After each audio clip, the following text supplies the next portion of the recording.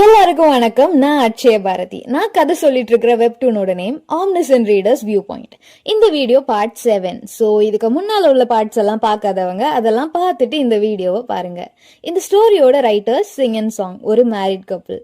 இந்த அழகான art works எல்லாம் ஸ்லீபிசியோடது. சேனலை புதுசாக சப்ஸ்கிரைப் பண்ண எல்லாருக்கும் ஒரு பெரிய தேங்க்யூ. ஸ்டார்டிங்ல இருந்தே சப்போர்ட் பண்றீங்க, ஸோ தேங்க்யூ ஸோ மச். இந்த பார்ட் கொஞ்சம் போர் அடிக்கிற மாதிரி இருந்தா 2xல பாருங்க. நானே முடிஞ்ச அளவுக்கு ஷார்ட் அண்ட்லாம் பண்ணி இன்ட்ரெஸ்டிங்காக தான் ஸ்கிரிப்டை கொண்டு போக ட்ரை பண்ணேன். பட் நெக்ஸ்ட் பார்ட்ல இருந்து ஸ்டோரி நல்லா இன்ட்ரெஸ்டிங்காக தான் போகும், அதுக்கு நான் கேரண்டி. போன பார்ட்ல ஒரு புது ஹிடன் சினாரியோ ஓப்பன் ஆச்சுன்னு பார்த்தோம். பீஹியோங் அதை பார்த்துட்டு ஷாக் ஆகி நின்னுச்சு. அதுக்கிட்ட டோக்ஜா சேனலை ஓப்பன் பண்ணுன்னு மிரட்டி மறுபடியும் சேனலை ஓப்பன் பண்ண வச்சு டொக்கேபி ஷாப்ல ஷாப் பண்ணிட்டு இருக்கிறாரு. ஏன்னா சேனல் ஆக்டிவா இருக்கிற டைம்ல தான் டொக்கேபி ஷாப்பை ஆக்சஸ் பண்ண முடியும். கான்ஸ்டலேஷன்ஸ் எல்லாம் பீஹியோங் கிட்ட சண்டை போட்டுட்டு இருக்கிறாங்க சேனலை ஆஃப் பண்ணதுக்கு. அதுவும் இருந்துகிட்டு சின்ன எரர் ஆயிடுச்சு கான்ஸ்டலேஷன்ஸ், வேற எதுவும் இல்லை, நான்லாம் அவனுக்கு ஹெல்ப் பண்ணவே இல்லை, நான் வெறும் டொக்கேபி, நான் போய் அப்படியெல்லாம் பண்ணுவேன்னா அது இதுன்னு வேற வழியே இல்லாம சமாளிச்சுட்டு இருக்குது. டோக்ஜா கொஞ்ச நேரமா சர்ச் ஆப்ஷன் எங்கடான்னு தேடி பார்த்துட்டே இருக்கிறாரு, ஆனா அதை காணவே இல்லை. டேய் சர்ச் பட்டன் எங்கடா அப்படின்னு பீஹியோங் கிட்ட கேட்க, கண்ணை திறந்து பாரு, பாட்டம் ரைட்ல இருக்கும் அப்படின்னு அதுவும் சொல்லுது. டோக்ஜாக்கு இப்ப இந்த இச்சியாசோர் வயிற்றுல இருந்து தப்பிக்கிறதுக்கு 2 விஷயங்கள் தேவைப்படுது. ஆனா அதுக்கு முன்னால ancient dragon, arch demons eyeball, white star weapon aura, அது இதுன்னு சர்ச் பண்ணி டொக்கேபிக்கு ஒரு மினி ஹார்ட் அட்டாக்கே கொடுத்துட்டாரு. டோக்ஜா சர்ச் பண்ணதுல ஹார்ட் ஆஃப் ஏன்ஷியன் டிராகன் ரொம்ப பவர்ஃபுல்.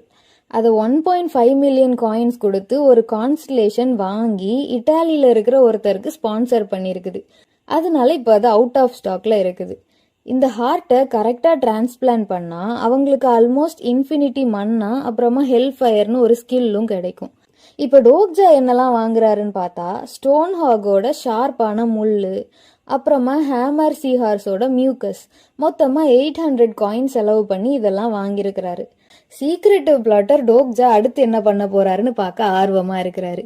ஆனா இந்த அபைசல் பிளாக் ஃபிளேம் டிராகன் இருக்குதே, டோக்ஜா என்ன பண்ணாலும் அதுக்கு பிடிக்கலையாமா, ஏதோ கட்டாயப்படுத்தி பார்க்க சொன்ன மாதிரி மெசேஜ் போட்டுட்டு இருக்குது. டொக்கேபி மறுபடியும் சேனலை க்ளோஸ் பண்ணிட்டு, கான்ட்ராக்ட் இன்னும் ஓகே ஆகல, இந்த செனாரியோவை முடிச்சாதான் அதை பத்தி பேச முடியும் அப்படின்னு ஞாபகப்படுத்திட்டு குட் லக் சொல்லிட்டு அங்கிருந்து கிளம்புது. இச்சியாசோரோட டைஜஷன் ஸ்டார்ட் ஆக போகுது, எந்த நிமிஷம் வேணாலும் ஸ்டொமக் ஆசிட் வரலாம். டோக்ஜா அவர் வாங்கின முள்ளுல மியூக்கஸ் தடவி அதோட வயத்துல குத்தி குத்தி அதை பிடிச்சு கொஞ்சம் ஹைட்டான இடத்துல ஏறி செட்டில் ஆகுறாரு. மீதி மியூக்கஸ் எல்லாத்தையும் அவர் மேல தடவிட்டு 4 நாள் அங்கேயே இருந்திருக்கிறாரு. 4வது நாள் டோக்ஜா வாழ்க்கையே வெறுத்து போய் அவர் எடுத்த எல்லா லைஃப் டிசிஷன்ஸையும் மறுபடியும் ரீதிங்க் பண்ணிட்டு இருக்கும்போது ஒரு வழியா அந்த இச்சியாசோர் இறந்து போகுது. இப்ப இங்க என்ன நடந்துச்சுன்னா, அந்த முள்ள ஒருத்தர் மேல குத்துனா அவங்க காஞ்சி போய் இறந்து போயிருவாங்க. அதே மாதிரி அந்த ஹேமர் சீஹார்ஸ் எல்லாம் இச்சியாசோர் கிட்ட இருந்து தப்பிச்சு வாழ்ற மாதிரி தான் இருக்கும். ஸோ அதோட மியூக்கஸ் இச்சியாசோரோட ஸ்டொமக் ஆசிடை நல்லிஃபை பண்ணிடும்.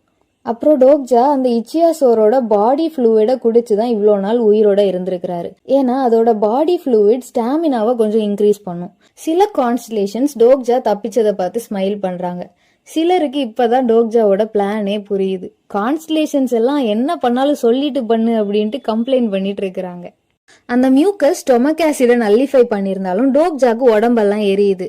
அது அந்த 4th வால் ஸ்கில் கொஞ்சம் கம்மி பண்ணுது.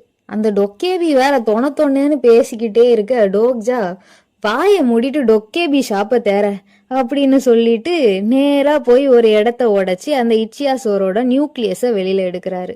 அத டொக்கேபி ஷாப்ல புரோக்கன் ஃபேத்தை கொடுத்து யாருனாலும் வாங்குற மாதிரி பண்றாரு. அப்ப சேனல்ல ஆடை போட்டுட்டு கான்ட்ராக்டை பத்தி பேசுறாங்க 2 பேரும். டோக்ஜா சாகுற வரைக்கும் இல்லைன்னா எல்லா சினாரியோஸையும் முடிக்கிற வரைக்கும் இந்த கான்ட்ராக்டை ஃபாலோ பண்ணியே ஆகணும். கான்ட்ராக்ட் படி டோக்ஜா சப்போர்ட்டிங் கான்ஸ்டலேஷன் சூஸ் பண்ணக்கூடாது. பீஹியோங்க தவிர வேற எந்த டொக்கேபியோட சேனல்லையும் ஆக்டிவா இருக்கக்கூடாது. எல்லா ப்ராஃபிட்டையும் 2 பேரும் பேசின ரேஷியோல பிரிச்சுக்கலாம் அப்படின்னு கான்ட்ராக்ட்ல போட்டிருக்குது. இப்ப என்ன பிரச்சனைனா, ரேஷியோவை பத்தி இது வரைக்கும் இவங்க யாருமே பேசல. அதை கரெக்டா பிடிச்சுக்கிட்டு டோக்ஜா ஒரு பைசா கூட தரமாட்டேன்டா அப்படின்னு சொல்லிட்டு சண்டை போடுறாரு. அந்த டொக்கேபி ஃபர்ஸ்ட் கான்ஸ்டலேஷன்ஸ் டோக்ஜாக்கு டொனேட் பண்ற காயின்ஸை 50-50 பிரிச்சுக்கலாம் அப்படின்னு சொல்லுது. ஆனா இப்ப எங்க என்ன பிரச்சனைனா, இந்த டொக்கேபிக்கு தனியா கமிஷன் கொடுத்துட்டு தான் இந்த கான்ஸ்டலேஷன்ஸ் எல்லாரும் டோக்ஜாக்கே டொனேட் பண்ண முடியும். அதனால டோக்ஜாவால கமிஷன்லயே நல்லா சம்பாதிச்சுட்டு தான் இருக்குது இந்த டொக்கேபி. அதனால டோக்ஜா, நீ கமிஷன்ல சம்பாதிக்கிற காசே உனக்கு போதும், அதை தவிரலாம் ஒரு பைசா கூட தர முடியாது அப்படின்னு சண்டை போட்டுட்டு இருக்கிறாரு. அப்போ உனக்கு 70 எனக்கு மீதி, அட்லீஸ்ட் உனக்கு 80 எனக்கு மீதிடா அப்படின்னு சொல்லிட்டே இருக்க, ஒரு பைசா தர முடியாது, வேணா கான்ட்ராக்டை கேன்சல் பண்ணலாம் அப்படின்னு டோக்ஜா கான்ஃபிடென்ட்டா பேச, லாஸ்ட் ஷேரே இல்லாம தான் கான்ட்ராக்ட் சைன் பண்ணியிருக்கிறாங்க. அது மட்டும் இல்லாம கான்ட்ராக்ட் ஃபீன்னு சொல்லி டோக்ஜா அந்த டொக்கேபி கிட்ட இருந்தே 5000 காயின்ஸ் வாங்கிட்டாரு. அந்த டொக்கேபி கிட்ட ஏதோ சிஸ்டம் எரரால என்னால என் ஆட்ரிபியூட் விண்டோஸை பார்க்க முடியல, அதனால அதை சரி பண்ணு அப்படின்னு டோக்ஜா சொல்ல, அதுவும் சிஸ்டம் இன்டர்ஃபரன்ஸ் யூஸ் பண்ணி அது என்னன்னு செக் பண்ணலான்னு பாக்குது. அதையும் டோக்ஜாவோட 4th வால் நல்லிஃபை பண்ணிடுச்சு. அதனால டோக்ஜா இப்ப நான் என்ன சொன்னாலும் எல்லாரும் நம்பிதான் ஆகணும், ஏன்னா யாராலையும் என் ஆட்ரிபியூட் விண்டோவை பார்க்கவே முடியாது அப்படின்னு வில்லத்தனமா யோசிச்சுட்டே ட்ரெஸ்ஸு சாப்பாடெல்லாம் தேடி சிட்டிக்குள்ள போனா, செகண்ட் மெயின் செனாரியோ நடக்கிற ஜோனுக்குள்ள வந்துட்டீங்க அப்படின்னு மெசேஜ் வருது.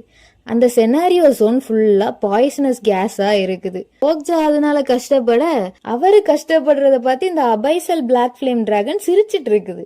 நெக்ஸ்ட் செனாரியோல புது கேரக்டர்ஸ், நல்ல ஃபைட்ஸ் எல்லாம் இருக்குது. ஸோ நெக்ஸ்ட் பார்ட் நல்லா இன்ட்ரெஸ்டிங்கா போகும். முடிஞ்ச அளவுக்கு சீக்கிரமா அதை போஸ்ட் பண்றேன். சேனலை இன்னும் சப்ஸ்கிரைப் பண்ணாதவங்க சப்ஸ்கிரைப் பண்ணிருங்க. வீடியோ பிடிச்சிருந்ததுன்னா லைக் பண்ணுங்க, கமெண்ட் பண்ணுங்க. உங்களுக்கு தெரிஞ்சவங்க யாருக்காவது இந்த ஸ்டோரி பிடிக்கும்னு நினைச்சா அவங்களுக்கும் ஷேர் பண்ணுங்க. நெக்ஸ்ட் பார்ட்ல சந்திக்கலாம் காய்ஸ். அது வரைக்கும் பாய்.